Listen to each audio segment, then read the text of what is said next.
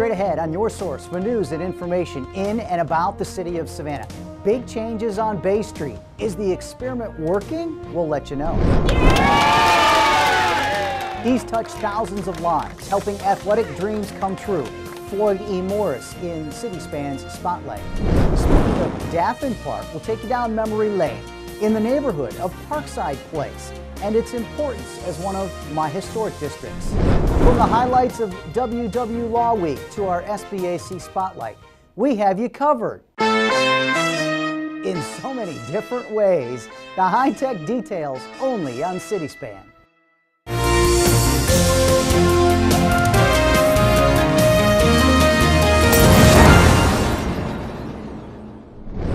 And hi everyone, I'm Ken Slatz. You'll have to hang on for the performance of the city's new high-tech Pothole Patcher.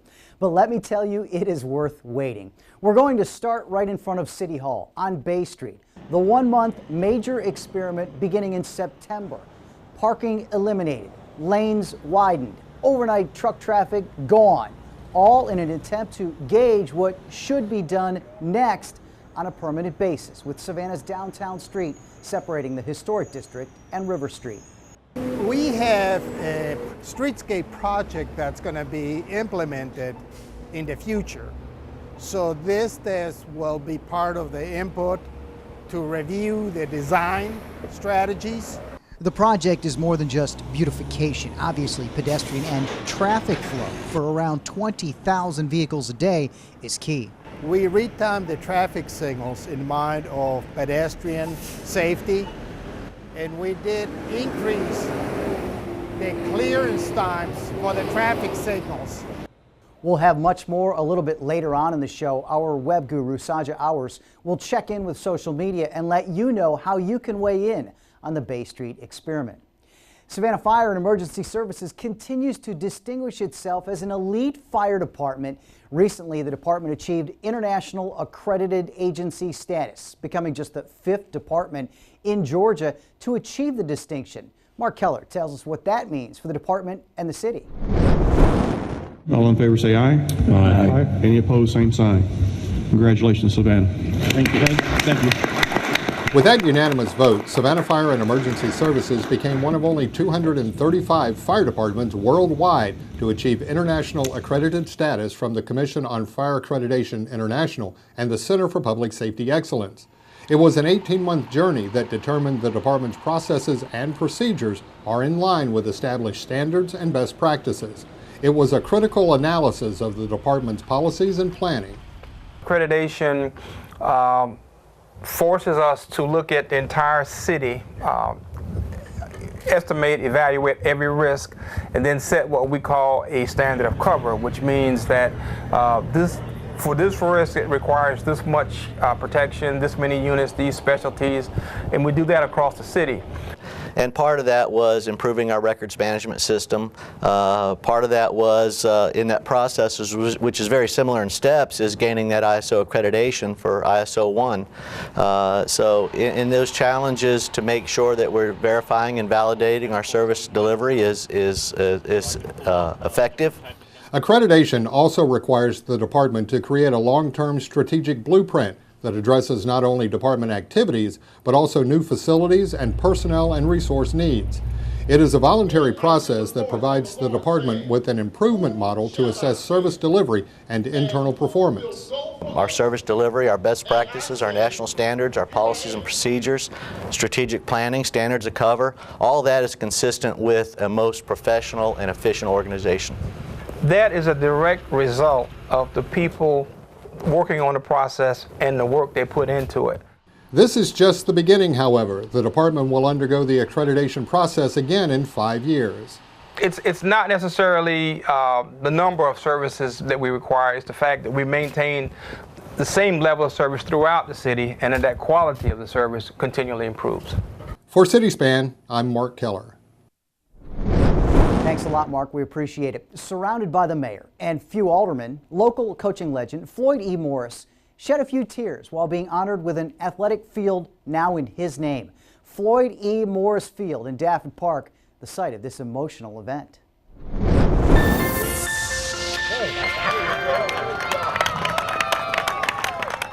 And this is wonderful that we have this facility, but brick and mortar is not what's important.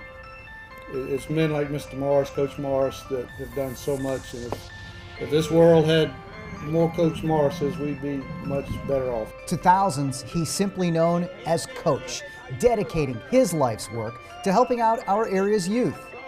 A fatherly man, not only a father to his son, but a father to all of us, to every one of us. He always had time to help us with our problems. Started teaching and coaching at Sol C. Johnson High School in 1959, then over to Richard Arnold in 1968, leaving the education field in 1986. After I turned my resignation in, before I got back to my seat, I got the telephone call. The call came from Joseph Shiraus. But he came out of retirement, came to work for the city, established our after-school program, straightened out our summer lunch program, and then mentored me and Mr. Baker along the way. Anytime we had a problem, that's who we go talk to. And I did that for the next 10 years, and I thank God for that, Joe. It made a whole lot of difference in my life. There's a few people that influence your life, and obviously it's your parents, but I put Mr. Morris right there with them. He's just a wonderful man. And you take people like Coach Morris, makes wonderful men and women out of kids that show up to him every year. I think it's a legacy that none of us would regret to have like he has. 3, 2, 1, unveil! Coach's name will now forever be tied to a facility that thousands of kids, before and after, will use to reap the benefits of athletics. You know, it's not every day you get to live in the shadow of a legend, but as I talk to people about Floyd E. Morris and the people who knew him, the people who worked with him, I found out that's exactly what we're dealing with, a legend here. And when we look at family, I was told, look out in the stands, this is the family. Coach, on behalf of everyone that's standing, I would like to say that we love you and we will always love you, and thanks for everything that you've done for us. And for those former students who are here, thank you so much.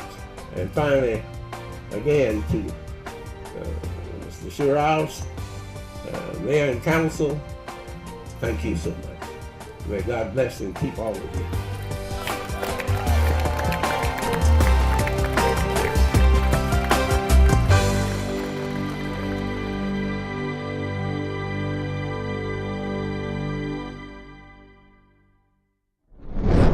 Morris isn't the only new artificial turf field going up in Savannah. Immediately after the completion of the Daffin Park field, the crew moved over to Scarborough Field, corner of Skidaway Road and Bonabella Avenue.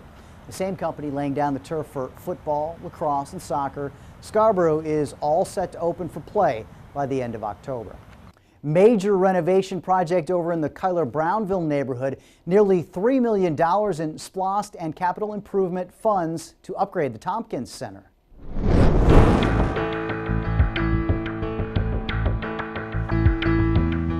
In historic Cuyler-Brownsville, one of our most historic and prominent communities, has been kind of besieged with crime issues. And so we've been talking for quite some time about how do we create better opportunities for our young people. How do we get them off the streets and into structured activities? And part of that deals with the buildings and facilities we have in the city of Savannah. What you have here is a mixture of funding. Not only 2 successive SPLOST referendums in which this project was included, we were able to keep that on the ballots for our voters, but also $2 million from our CIP, our capital improvement plan.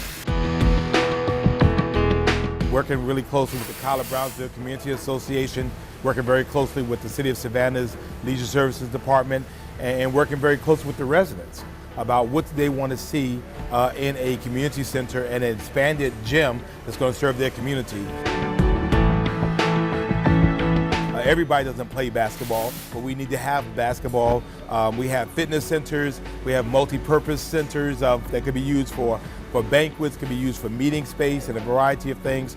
And again, I think, added that to the swimming pool that's here, added to that, which is the Mary Floyd Center for senior citizens that's already here, and you really have a kind of a campus, if you will, of neighborhood development activities provided by the city of Savannah. We're all in this thing together, and so the residents of College Brownsville deserve a facility like this, and by Christmas I hope to deliver it to them in a package with a big bow on it.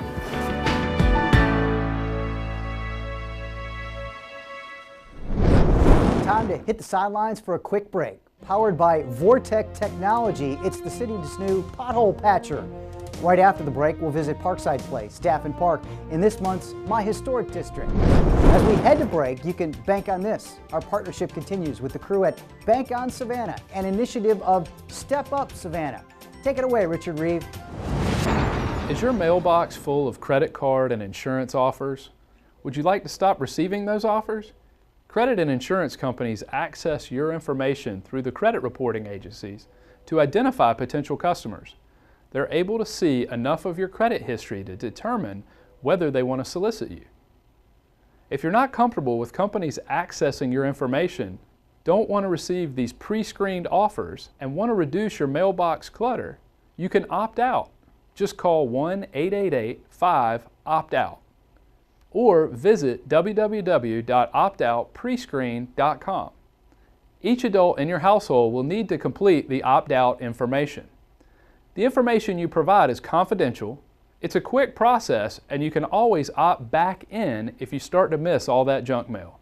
Keep in mind that reducing the amount of mail with your personal information on it can also help you protect yourself from identity theft. Until next time, I'm Richard Reeve, and you can bank on this.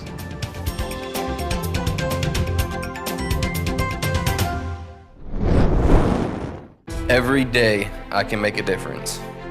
Building relationships with kids, helping others, and making my community safer.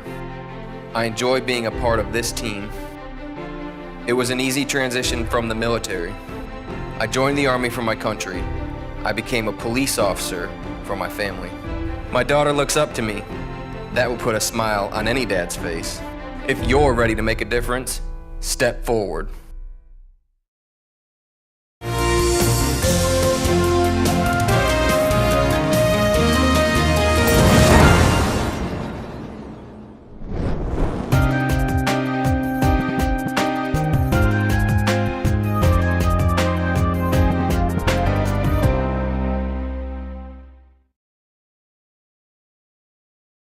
We are about 2 miles south of the Savannah River in a neighborhood called Parkside Place, which butts up against Daffin Park. Together, this area hitting the National Register of Historic Places in May of 1999. When Parkside was laid out in 1913, it was considered the edge of the city. So it was out on the outer fringes at the end of a streetcar line and was essentially populated right after World War I in the late teens and early 20s. Parkside is relatively small, 20 square blocks. The name derived from its proximity to Daffin Park, which was named after Savannah's first chairman of the Park and Tree Service. Originally called Daffin Athletic Park, and it was part of the progressive era that believed that citizens should be encouraged to lead a healthier lifestyle. So they created a park that had all sorts of different athletic facilities within it.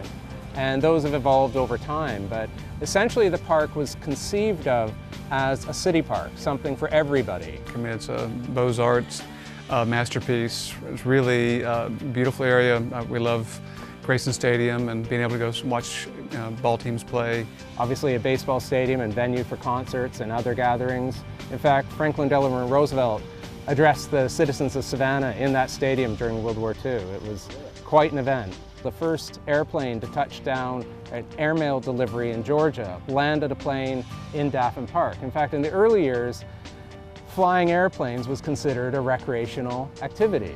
And so the park, until the 1920s, functioned like an airport. In 1910 and 1911, the Vanderbilts sponsored international auto races here in Savannah. Savannah was a really early advocate of automobile technology. Where we're standing, were the grandstands that were at the beginning and the end of the race, and they came tearing down Waters Avenue. Years before the races, before the park was named, the land was used for horse racing, with grandstands and all. Today, the view from world-famous Victory Drive starts on the west with a sprawling lake and fountain. And the original swimming pool was the lake, and it took the shape of the continental United States. So even today, if you look at the shape of the lake from, say, from the air, there's the vaguest recollection of the shape of the continental U.S. And the swimming pool that had been shaped like the continental U.S. was re-landscaped, and the big fountains, like the one you can see behind me, were added as part of a renovation project to celebrate the Olympics. And so the pavilion that sits in the middle of the lake that has the Olympic symbol on the top of it, as well as the two fountains, are a legacy project that remind us that Savannah was a co-host of those Olympics. While the proximity of the park plays a big role in the daily life for many in the neighborhood, it's the quaint closeness of the many craftsman-style, colonial revival, and Tudor revival houses that contribute to the true friendly feel. There's kind of a neighborhood porch culture here. You can talk to your neighbor across the road. And so that sense that people can interact with one another and is a kind of quality that actually planners and architects now are trying to rediscover in suburban neighborhoods. I see Parkside as a real neighborhood, and with a neighborhood I think you get community, and that's the difference between sort of a development and a neighborhood.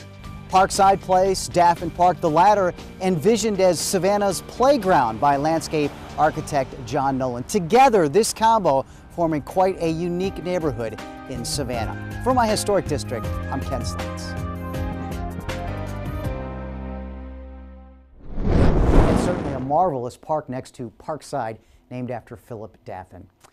Another man with an everlasting influence on Savannah and beyond, W.W. Law, a civil rights hero to many. If anyone deserved a full week to be honored, it certainly was Mr. Law. Sometimes it really breaks me up when I think about the fight that he put up and the things that he had to do to help us as minorities in this town get a little bit of a foothold here. And we have a responsibility to maintain that gift intact, and it takes everyone to do that. And so he, just kind of reassured me that I was doing more than just saving buildings, doing more than just getting people inside some of the vacant homes, but was building a sense of pride and creating a movement.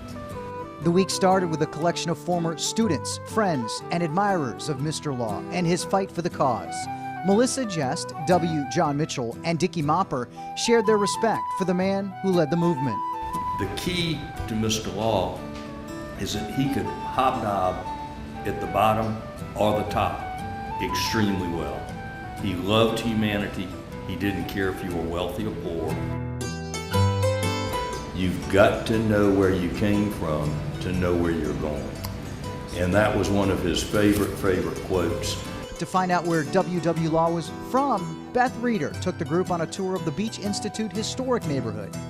He loved this neighborhood and he wanted to preserve the African American culture and encourage people to buy houses and to sell them or rent them at affordable rates so that the African Americans would stay and the neighborhood would not gentrify. He was responsible for moving the King Tisdale Cottage on Huntington Street here as an African American museum, and he was very instrumental in converting the Beach Institute into an art and cultural museum.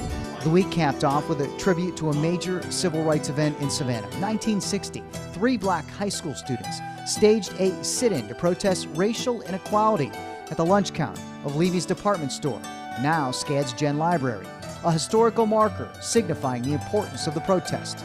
It desegregated the lunch counters and just about every restaurant in the city, so it was the beginning of much that happened after that, including school desegregation. This means so much to us because, first of all, it says that the people of Savannah appreciated what we did. Savannah has launched its new Law and Preservation online exhibit found in the city's municipal archives. Photographs, correspondences, awards, and many others can be found. Just head to savannahga.gov/WWLaw. Preservation and tourism, they sure do go hand in hand in Savannah. Two much-needed projects got a welcome boost thanks to the National Trust for Historic Preservation, the generosity of several local organizations, and hard work by city staff. Our Carol Miller has more. It's the Crown and Savannah skyline. Completed in 1905, City Hall is the first building constructed by Savannah residents to serve as the exclusive seat of municipal government. It's also an emblem of the city's 20th century position of expanding business prosperity and high civic pride. And while the exterior of the building has seen preservation and restoration efforts as recently as 2008, most of the first and second floor interior spaces remain largely untouched, and the wear and tear of more than 100 years of continuous use is starting to show. But that could change soon, thanks to a $10,000 grant from the National Trust for Historic Preservation, a $10,000 match from the city, and an additional $2,500 from Historic Savannah Foundation. The money will be used to create an interior assessment and restoration plan for City Hall's most public spaces. It is a landmark in every sense of the word, and as a public building and the seat of government, it's in the public eye, and it gets a lot of use and a lot of attention. So when we made the grant proposal to the National Trust, we included the public spaces on the first and second floor, which include the lobby when you walk into the first floor, the first and second floor rotunda spaces, the stairwell and hallways on the first and second floor, and the council chamber. The council chambers in particular were getting a lot of wear and tear, and that's maybe the most historic, maybe most important part of the building, because certainly the most public. Once the preservation plan is mapped out, the city will determine a course of action and timeline for completing any recommended repairs and restoration. I think the city wisely figured out we need an assessment first. Let's figure out what the hot spots are, what are the priority areas. And we'll prioritize that plan. So what do we need to do immediately, as well as what can be more long-term?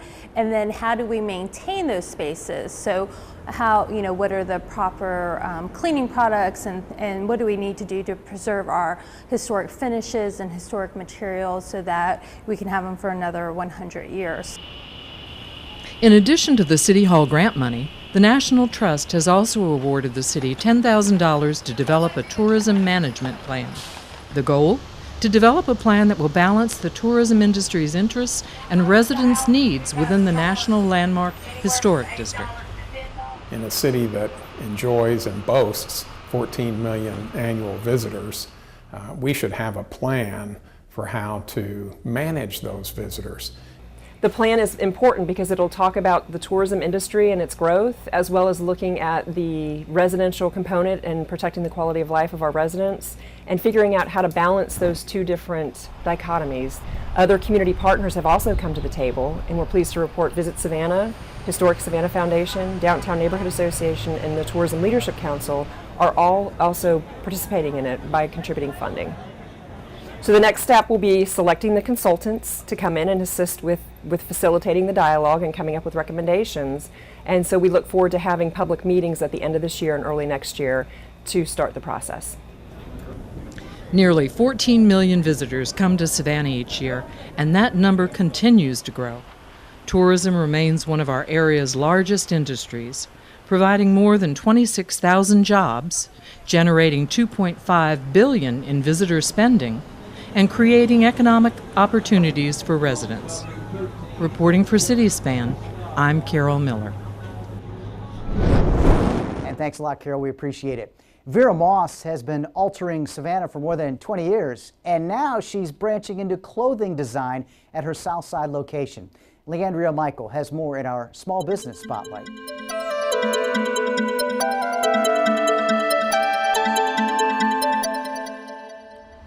Imagine opening the newspaper and finding your destiny. That's what happened to Vera Moss. She was reading the Penny Saver and saw an ad for an alternator shop.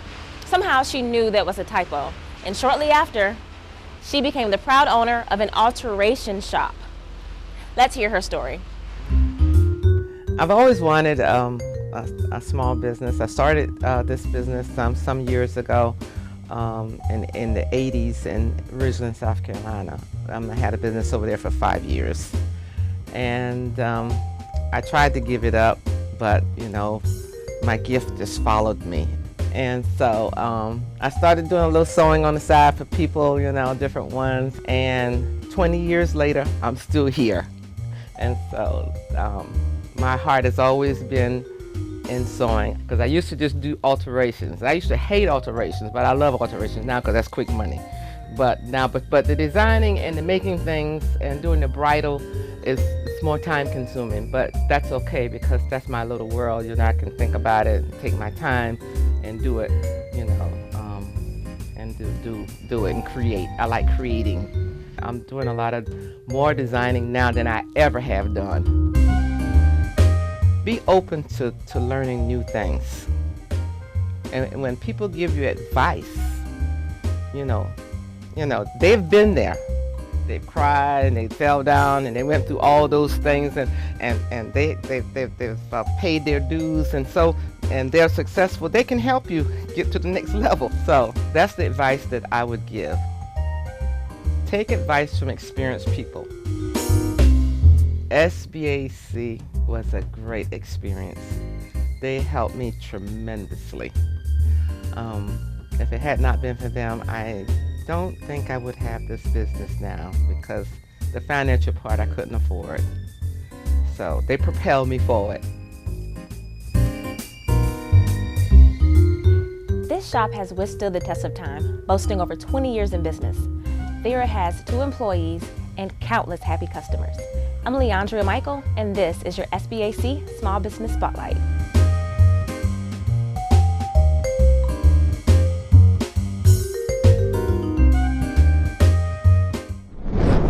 Thank you, Leandria. One more time to step aside on City Span, but we are full-time 24 hours a day on SGTV's video site. Just head on over to savannahga.gov and hit the SGTV link. You can see local stories and shows on demand. Now, when we come back, Bay Street Feedback. Saja joins us, tangled in Savannah's web. Plus, you got potholes, we'll patch them up with efficiency. Seriously, that's still to come on City Span.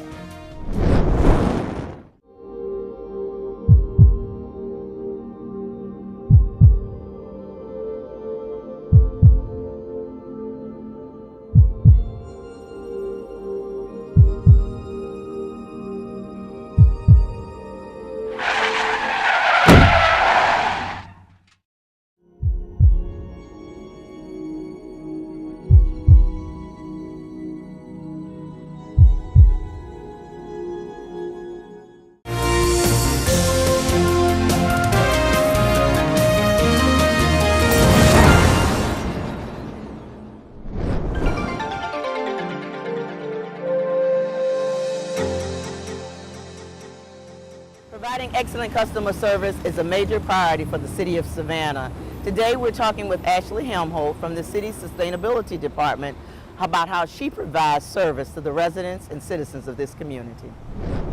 Service at the government level is really about, again, accountability, tracking, and giving that information back to the community so they can see the benefits of the services we provide. Any time that I can work in collaboration with community partners as well, I really enjoy working with neighborhood organizations as well as kind of leaders in the different environmental fields we work in the community to help achieve our goals collectively. So tell me about the Edna Sackville cleanup and how that works. The neighborhood association really wanted to do a cleanup and then also do kind of an educational event and really a community building event at the same time. So they had kind of like a block party that followed their cleanup. So we helped to coordinate several different organizations to be there, to be a part of it, including police and fire to do things like health, checkups and things like that, but also recycling education and litter education in general. So we provided a flyer that really looked at connecting what litter does to our local health and welfare, including water quality and those kinds of things. We also brought in Armstrong University to be a part of that. So that was a partnership across departments, as well as really bringing in kind of the environmental side of litter. I think people think of litter as just an aesthetics thing, but really helping to educate the community on the larger impact. And sometimes when you live in areas that we do in Edgemere and Sackville, you feel displaced sometimes with city services, but Ashley Hemholt always made sure that we were a priority and we had what we needed from her. We really do a lot of connecting both internally, so people call us for different environmental services. We help to connect people, but also, again, connecting with partnerships. So how do we expand what we do, and how do we help to build a collaborative environment? We are working with city departments to reach common goals with the community. And it's really important that we have those kinds of partnerships, public, private, and nonprofit, so that we can all achieve our goals together. Thank you, Ashley, and the Sustainability Department for all you do to be at your service to the citizens and residents of the City of Savannah.